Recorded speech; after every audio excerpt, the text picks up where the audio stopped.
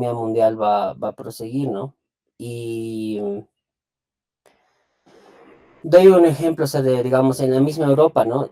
Donde no, en Francia, por ejemplo, o sea, Europa es un país, un lugar profundamente religioso hasta muy poco tiempo, ¿no? Son menos de 100 años de que, o tal vez 150 que las cosas se han desecularizado y todo.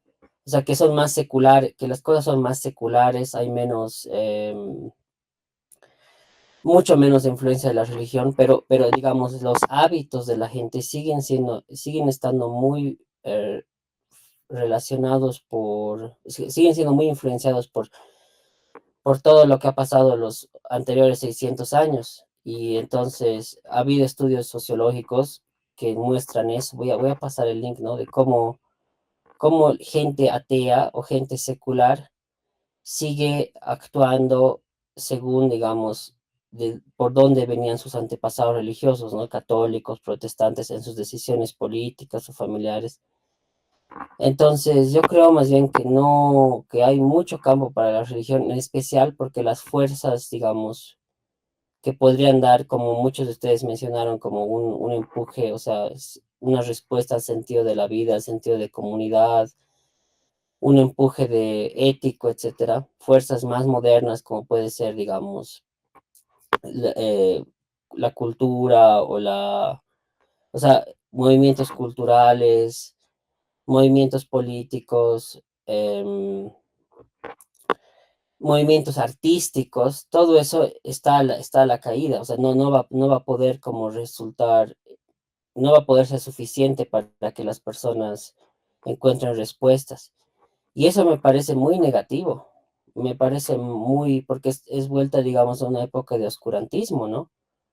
Y, digamos, a que este papa, en mi opinión personal, pese a que este papa ha sido relativamente, o sea, bueno, la Iglesia Católica sigue siendo una institución reaccionaria y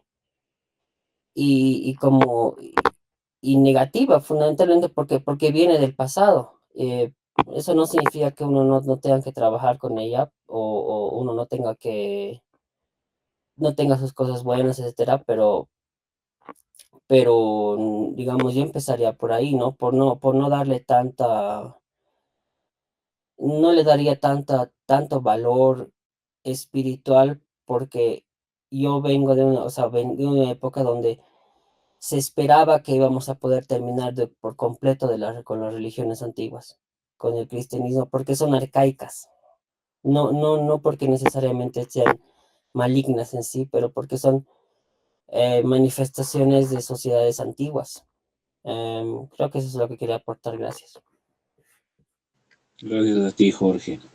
Lo que mencionas también, sí, hay que ponerlo en el eje de las consideraciones, cómo es que instituciones religiosas, entre ellas la Iglesia Católica, pero también esto puede ser expandido hacia lo que son el Islam, el budismo, el shintoísmo y demás religiones en el mundo, cómo es que se las arreglan, ¿no?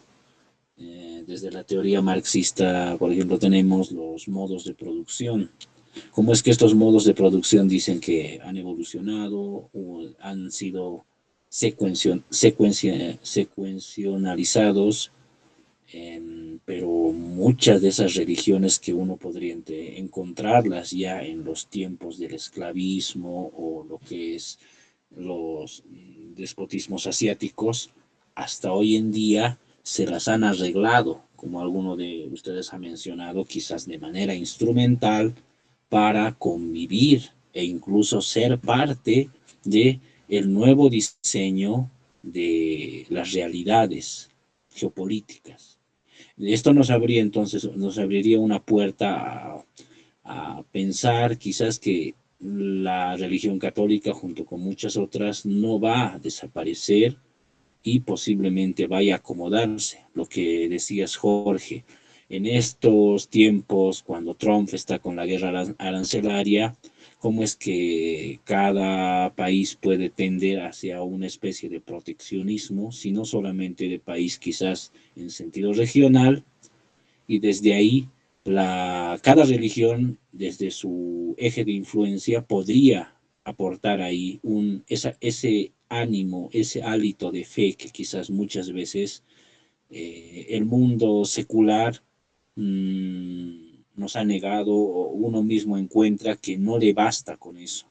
Podría ser, pero algo estratégico, como Juan Manuel mencionaba, algo quizás a instrumentalizar, de lo que en últimas se apoyaría, ¿no? Y agregaría también, desde estas nuevas concepciones de religión, la tesis de Harari, ¿no? Que también estaríamos entrando a este mundo punk, en donde religiones como el dataísmo o el culto a los nuevos oráculos en las inteligencias artificiales podrían también tener su parte como nuevas fes que de nuevo trabajan sobre una dimensión de lo humano, que es el tema de la metafísica, el tema de creer en algo más que no sea solamente aquello que entendemos como y vemos como material, como solamente sensaciones. Pero la discusión está ahí, compañeros. Si alguien está levantando la mano, adelante. Por favor, adelante, Gerardo.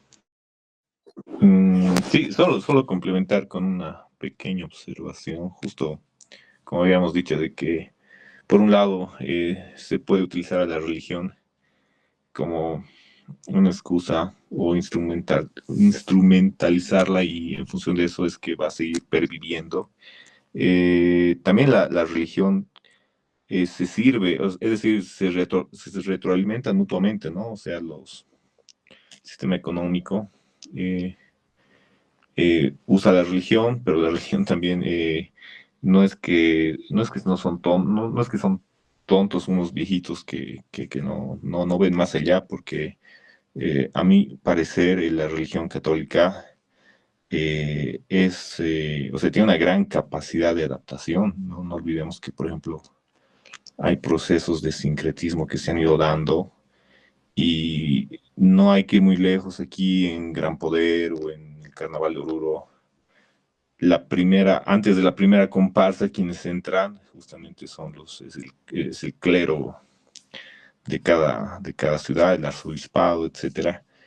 Son los que de alguna forma se han apropiado de estas fiestas para perpetuar cierta dominación que ya venía desde la colonia, ¿no? Entonces, por ese lado, pienso que también la religión no es nada inocente. O sea, no la religión, sino el clérigo, ¿no? Ese, ese grupo de gente que maneja la iglesia y que tiene igual sus propios intereses. Entonces, bueno, en resumen, para mí la iglesia católica sí tiene una gran capacidad de adaptarse y de sobrevivir, como ya José mencionaba, ha sobrevivido a peores crisis y lo ha hecho bien. Entonces, no hay que subestimar esa capacidad de adaptación que tiene la iglesia o sea, no subestimarla en nuestros análisis, ¿no? Entonces, bueno, simplemente eso. Gracias. A ti, Gerardo, por la observación. Y también aportar, ¿no? Cómo es que en este juego de sobrevivencia de la Iglesia Católica muchas veces se toma incluso elementos como los que se ha mencionado, el fenómeno del sincretismo, sobre todo lo que es en tierras americanas. En México están los guadalupanos, que igual en últimas sirven a esta institución, más allá que vean en la Virgen de Guadalupe, muchos dicen lo que es la Atonanzi, lo que era una deidad preamericana desde la vista de los pueblos indígenas. Pero cómo es que hay o cómo es que acá en nuestras fiestas a la mama Cantila, que le dicen de la Carnaval de Oruro, muchos la personifican como la Pachamama. Entonces, estos sincretismos estratégicos sí hay que tomarlos muy en cuenta y ver hasta qué punto, qué es lo que predomina y hacia dónde te dirige esto. Ahí ya no se trataría solamente entonces de una cuestión de fe, de que la religión es muy buena y que, bueno, todo ese discurso, toda esa aire de relatividad que trata en últimas de absorberte o nubilarte y en últimas decir apoya a la religión católica porque es lo mejor y lo más bueno que nos podía pasar porque nos ha cristianizado, dice, ¿no? Adelante, Jorge. Sí, solo quiero hacer una breve intervención. Primero, Heinz, es muy interesante todo eso que mencionas del sincretismo, porque también como está como, para mí como eso está relacionado con una iniciativa más fuerte de las poblaciones locales, ¿no? De poder como que tomar influencias de diferentes lugares, ya sean de otros lados o de la propia tierra, o sea, de la propia nación, del propio pueblo, para lograr algo que sea más adecuado y también más emancipador.